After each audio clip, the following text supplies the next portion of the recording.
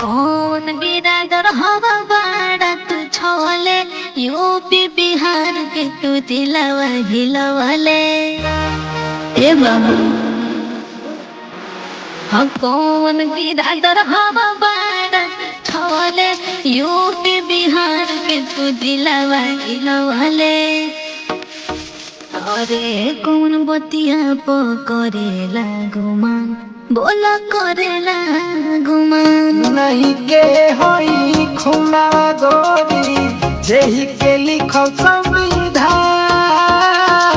बाबा साहब के होई दीवाना जाति के होई जमाना रे पगली जाति के होई जमाना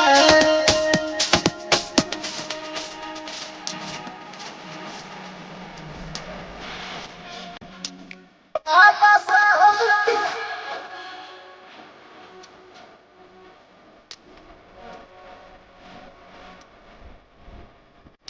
चले तेज नहीं चल बाटे धीम के ओइला बंसज गोरी बाबा भीम के चले तेज नहीं चल बाटे धीम के ओइला बंसज गोरी बाबा भीम के बोलो काहे के बाटे यतना हुसन और यतना हुसन नहीं के होई खुला गोरी जेही के लिखो संविधान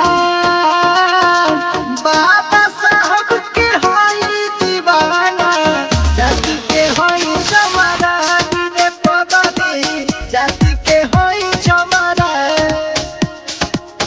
बाबा साहब के जाति के होई जमाना